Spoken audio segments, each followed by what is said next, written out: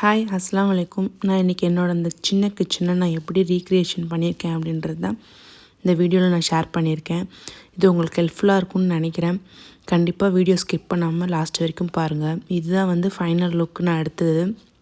ரொம்ப எனக்கு பிடிச்சிருந்துச்சு. இந்த லுக்கு உங்களுக்கு பிடிச்சிருந்தா மறக்காமல் லைக் பண்ணுங்கள். இது எப்படி இருக்குன்னு சொல்லிட்டு கமெண்ட் பண்ணுங்கள். அதுக்கு முதல்ல நம்ம எல்லா செவரிலும் இருக்க மெஷர்மெண்ட் முதல்ல எடுத்துக்கலாம்.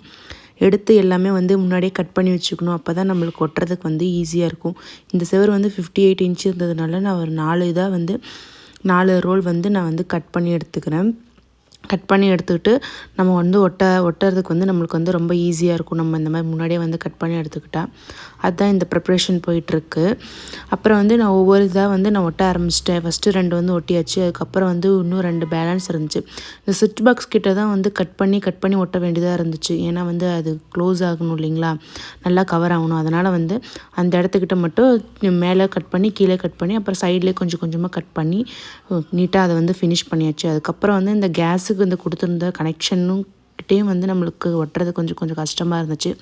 அதுக்கிட்டேயும் நம்ம கட் பண்ணி ஒட்டியாச்சு. ஒட்டினதுக்கப்புறம் இதில் 2 ஆணி வேறு இருந்துச்சுங்களா, அதையும் ஒட்டுறதுக்கு கரெக்டாக அந்த பேப்பரில் அந்த இடத்துக்கு மட்டும் மார்க் பண்ணி ஒரு ஹோல்ஸ் மாதிரி போட்டு அதில் செட் ஆகிற மாதிரி நான் அந்த இடத்த நான் கரெக்டாக க்ளோஸ் பண்ணி விட்டுட்டேன்.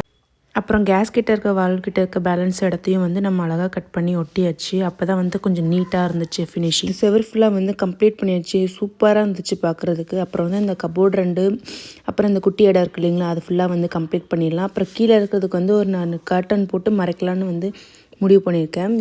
இந்த கண்ணாடிங்களுக்கு மட்டும் தனியாக வெட்டி ஒட்டியாச்சு. அதுக்கப்புறம் அந்த அவுட்லைன் இருக்குது இல்லைங்களா, அதுக்கு ஃபுல்லாக தனித்தனியாக வெட்டி ஒட்டின மாதிரி இருக்கும். அப்புறம் அந்த கைப்பிடிக்கிட்ட ஒட்டுறது தான் கொஞ்சம் கஷ்டமாக இருந்துச்சு.